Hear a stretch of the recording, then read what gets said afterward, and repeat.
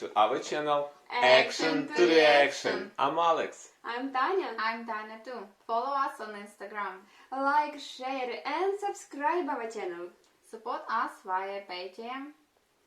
And now we are gonna react on some great, I think it's great video because a lot of people requested it to us. Yeah. It's about geography of India. So, let's start. So, we have finally encroached upon the giant India. Some of you have been waiting a long time for this episode. I'm just going to say straight up, you all know India is incredibly complex and diverse. Even Indians have trouble understanding their own country. Slowly. Obviously, I won't be able to scratch even the surface in this episode, but I'll try my best. A lot of you Indian geography peeps have helped me along the way, so thank you. And without further ado, let's begin. It's time to learn geography now! Hey everybody, I'm your host Barbie. This place doesn't even need much of an introduction. Everybody has heard of India. It's big, it's loud, it's colorful, and most importantly, it has a plethora of confusing territorial anomalies that I just can't wait to cover. Here we go. There's an old saying, India is a place where everyone is in a hurry, but no one is ever on time. First of all, India is located in South Asia, right on the Indian and Arabian Seas and the Bay of Bengal, bordered by 6 other countries, so close to 7, but that land bridge between Sri Lanka got wiped away like 600 years ago by a cyclone. India is divided into 29 states and 7 union territories, with the capital New Delhi, which acts as its own administrative unit, located in the capital territory. Keep in mind, New Delhi is actually just the name of one of the districts in the capital territory, made up of 11. The largest city, however, is actually Mumbai, with New Delhi, Bangalore, or Bengaluru, and Hyderabad following after. However, the 4 busiest airports are Delhi Indira Gandhi International, Mumbai's Chhatrapati Shivaji International, Bengaluru's Kempe Gowda International, and Chennai International in the south.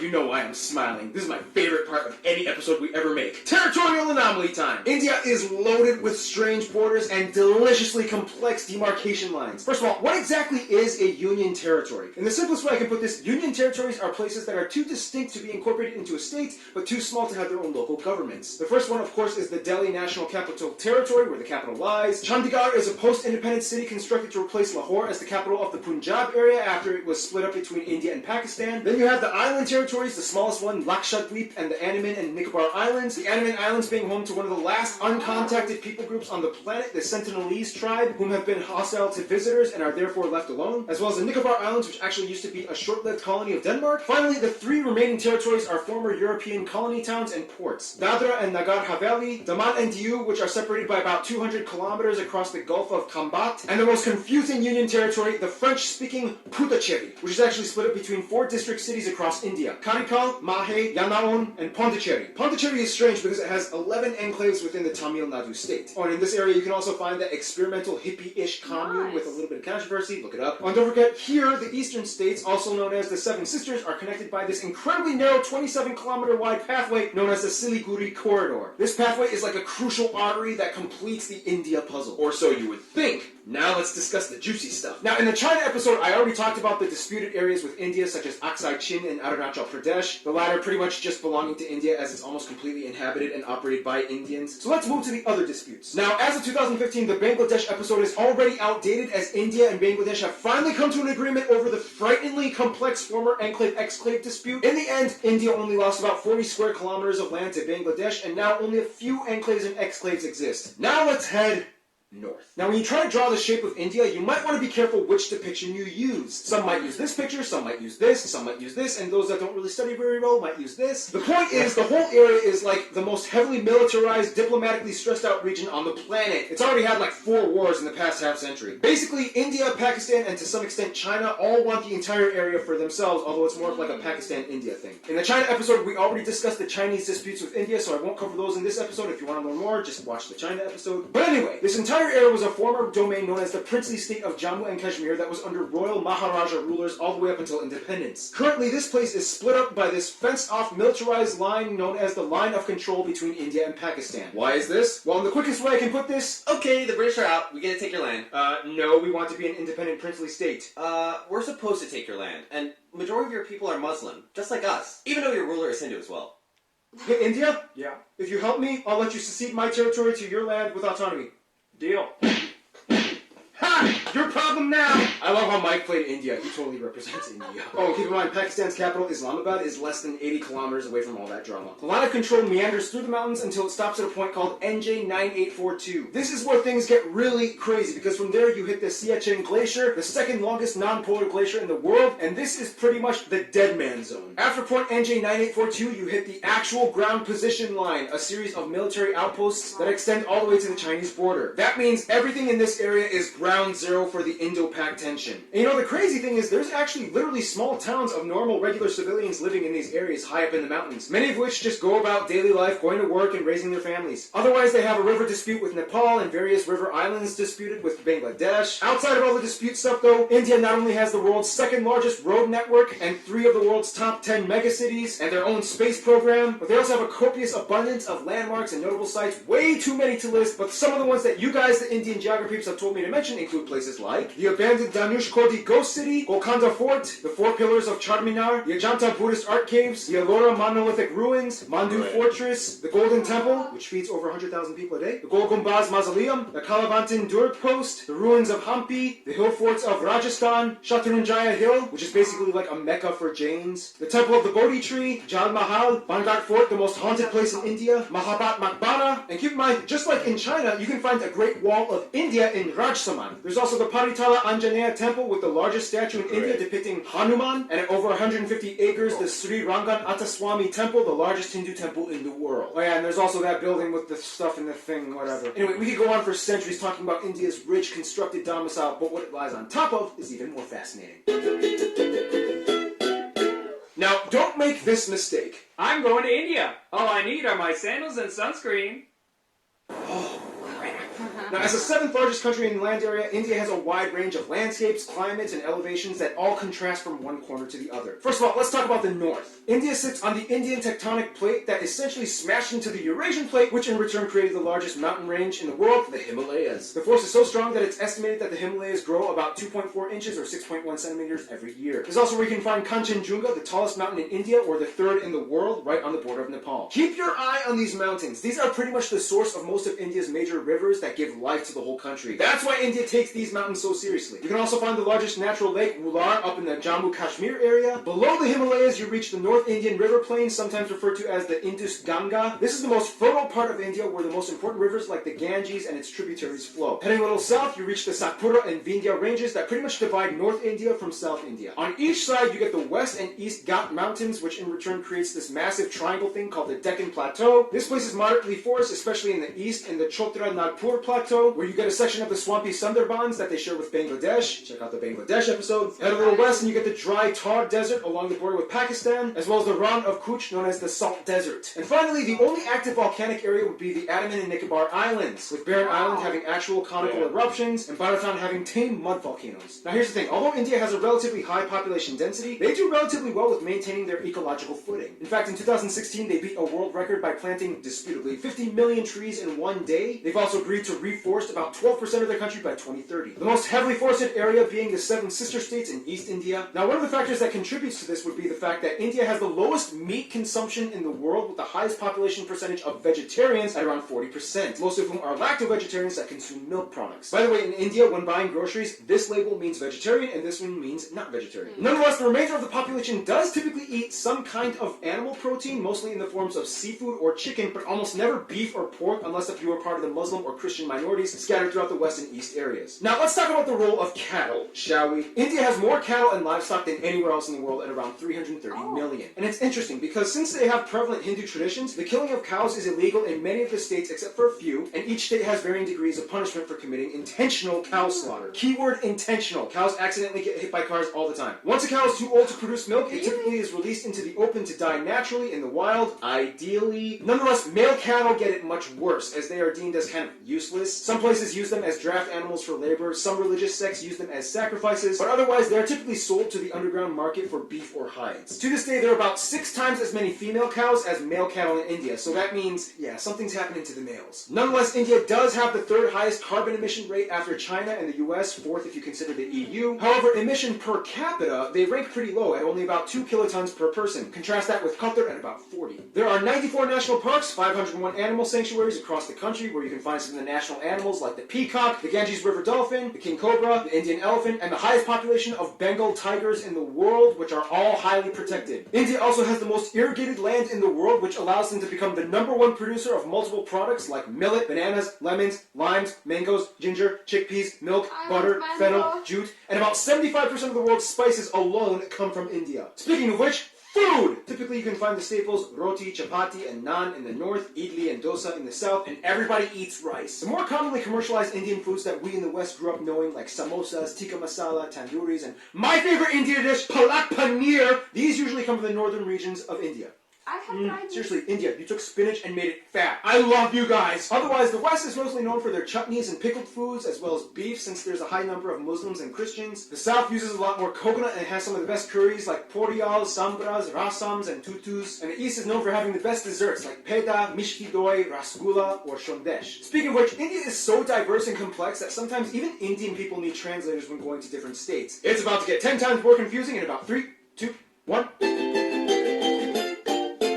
Shashti Tharoor once said, "In India, we celebrate the commonality of major differences. We are a land of belonging rather than blood." First of all, India has a population of about 1.3 billion people and is the second most populous country in the world after China, with about 18% of the world's population. About 72% of the country is Indo-Aryan and a quarter are Dravidian, and the majority of the remainder are Mongoloid, Asian, and other people groups. They also use the Indian rupee as their currency, they use the type C, D, and M plug outlets, and they drive on the left side of the road. By the way, technically it's illegal for these banknotes to leave the country, but you guys have sent me a lot of them for fan mail for Fan Friday videos, so I don't want to go to jail again. Now keep in mind, those statistics that I just mentioned are incredibly generalized. Of the Indo-Aryan and Dravidian communities, there are about 2,000 different ethno-linguistic people groups in India, with about 645 district indigenous tribes, 52 major ones. So obviously we can't cover them all, but what we do know is that the North is very different from the South. For one, the North mostly speaks in languages that are all related to the Indo-Aryan branch, with languages like Hindi, Bengali, Punjabi, and Gujarati, whereas the South speaks a completely unintelligible Dravidian branch, with languages like Tamil, Telugu, Malayalam, and Kannada.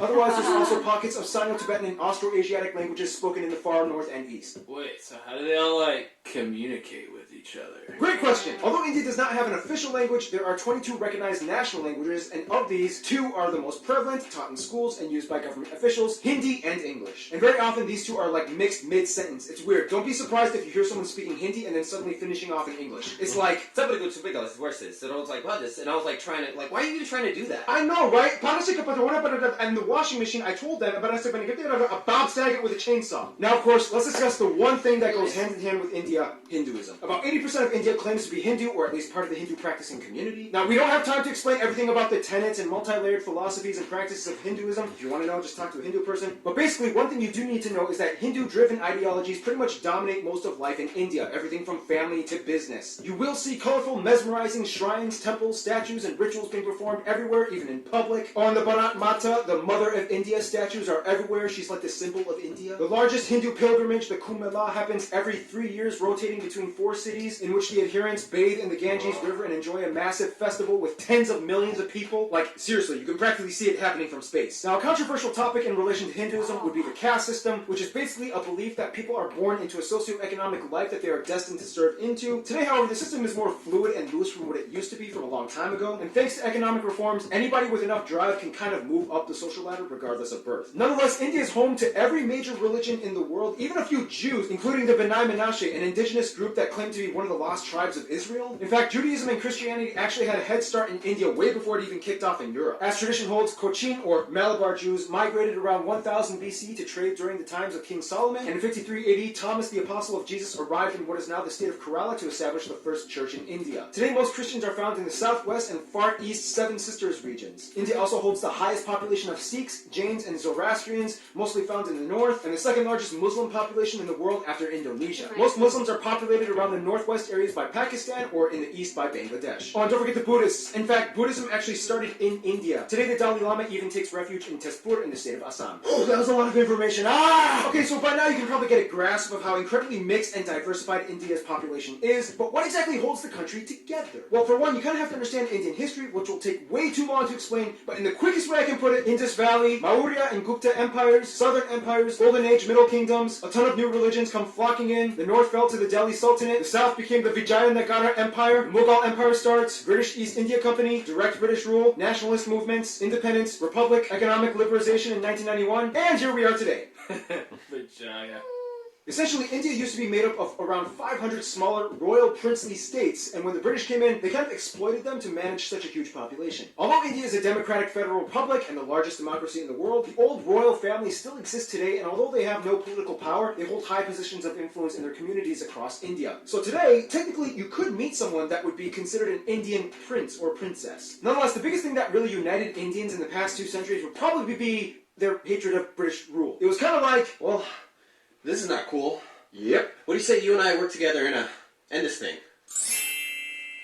Essentially, one good thing you could say that came out of imperialism was that it kind of stopped all the internal squabbling and unified the groups towards one common goal, to get rid of imperialism. Today, Indians are just proud to be Indian. I mean, a Tamil soccer player can get cheered on by a Rajasthani, a Punjabi pop star can sell out tickets in Orissa. Speaking of which, all Indians love movies and music. India has the second largest film industry in terms of volume, pumping out nearly 2,000 films per year. Surprisingly, Nigeria pumps out more. However, the box office revenues gross out at only about $2 billion annually compared to Hollywood at over 10 billion, but still, it's impressive. And keep in mind, it's not just Bollywood, but it's also Tollywood, Gollywood, Collywood, Pollywood, and so on. There's like 20 different woods in India. Oh, and like every movie in India has at least one scene where everybody breaks out in song, and there's almost always a happy ending. Unfortunately, mainstream media has also put an aesthetic strain on many of the people, as it's almost become an obsession to be light or fair-skinned, causing people to go so far as to buy skin bleaching products. Some other controversies include things like illiteracy being an issue in many parts of the country, especially in the rural areas. But I mean, come on, when your country has literally hundreds of different writing systems, go figure. I mean, give them a break. Also, many of you guys, the Indian geography freaks, have asked me to bring awareness to the fact that India does unfortunately have some of the highest rates of human trafficking and child slavery. The government is trying to crack down and culture is slowly being reformed, but for now, it's a sad reality that still does exist. Hey, here at GN, we talk about the good and the bad. I'm just saying. Otherwise, sports do definitely tie everyone together as well, especially cricket, the national sport, even though they also used to do really well in field hockey. India also has a lot of their own indigenous sports like Dopkel in Assam, bull racing in Kerala, Insuknar, rod pushing in Mizoram, and Malakamba, this strange pole yoga gymnastics thing in the south. Otherwise, some notable people from India or of Indian descent might include people like Siddhartha Gautama or the Buddha, Mahavir, Ashoka the Great, Prithviraj Chauhan, Aurangzeb, Shivaji of the Maratha Empire, Mohandas or Mahatma Gandhi, Indira Gandhi, Subhash Chandra Bose, Jawaharlal Nehru, Rabindranath Tagore, C.V. Raman, Satyendra Nath Bose, Bhagat Singh, Dr. APJ Abdul Kalam, Shah Rukh Khan, Amitabh Bachchan, Amir Khan, Salman Khan, Priyana Chopra, Ben Kingsley, Sundar Pichai, Satya Narayana Nadella, A.R. Rahman, Sachin Tendulkar, and Mahendra Singh Dhoni. There's also literally millions of other famous people I missed out on. If you want to mention them, please, there's a comment section below. Use it. In the meantime, we gotta finish this info marathon, shall we? Now, no surprise, India is huge and therefore has a huge international outreach when it comes to diplomacy to almost everyone, except their immediate neighbors. First of all, countries with large population percentages of Hindus and Indians like Fiji, Guyana, Suriname, Trinidad and Tobago, Mauritius, and Malaysia typically stay close to India's roster of go-to friends. They enjoy cordial relations with trade. Now, the UK may have left on a sour note, but they still have a lot of ties to their former colonizer in terms of business and tourism. India is still part of the Commonwealth, not Commonwealth realm, there's a difference, and the UK has over 1.5 million citizens of Indian descent. As mentioned in the China episode, China is kind of like India's "I'm only here to do business with you and nothing else" friend, as drama still hasn't subsided in regards to the territory conflicts. Now, when it comes to the US, things started kind of sour back in the 70s during the Indo-Pak War of 1971, when the US sided with Pakistan, their arch nemesis. Today, relations have cooled off. Mostly, the US supports India's move towards democracy and is a key ally in the military conflicts in the Middle East. When it comes to their best friends, however, most of the Indians I talked to have said Russia and Bhutan. Russia because during the Indo-Pak Wars, Russia came in and supported them, and ever since then, each country has held a high position of respect for the other, especially as global superpowers. Bhutan and India signed a treaty of friendship almost immediately after independence. The two countries have shared interests and a currency-pegged system as well. Bhutan even supported the annexation of their cousins in the Sikkim state into India, as it gave a nice buffer of land from China's stake to their claim. In conclusion, you will not find anywhere else on Earth like India. Thousands and millions of people inhabiting a colorful, majestic, green, slightly gritty at times slab of Earth, blessed and cursed in so many ways, yet wonderfully harmonized, mostly in a unity unlike anywhere else. In the end, that's India. Stay tuned, Indonesia is coming up next.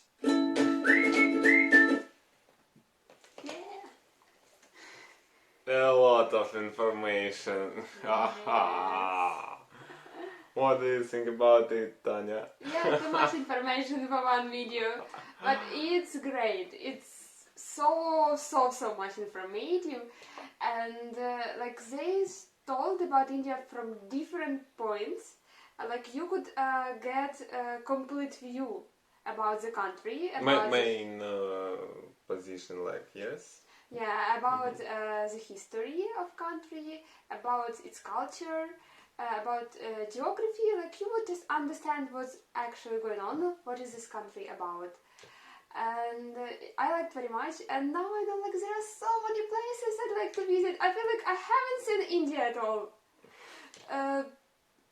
I just dream that soon I'm gonna go for some like big trip in India. You know, like just from one state to another. Let's hope it's gonna happen soon.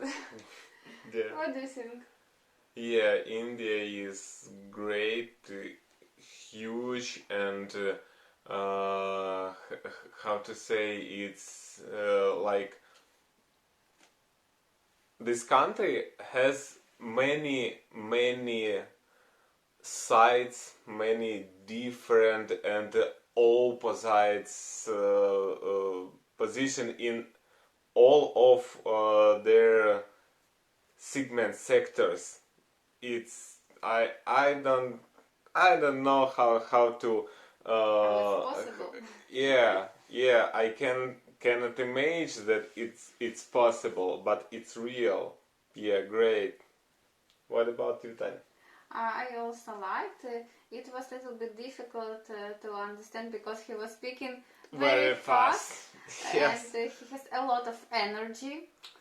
Yeah, I also liked. I saw a lot of places, very beautiful. I haven't heard about these places and haven't seen. Taj Mahal knew everybody, I think. Yeah. But there are a lot of places, as we saw in India, not so popular, but also very beautiful. And it's. I wanted to see these places too. Yeah. And a lot of it was surprising for me about this stuff about sport. I didn't know a lot of this with this wood. They were pushing it.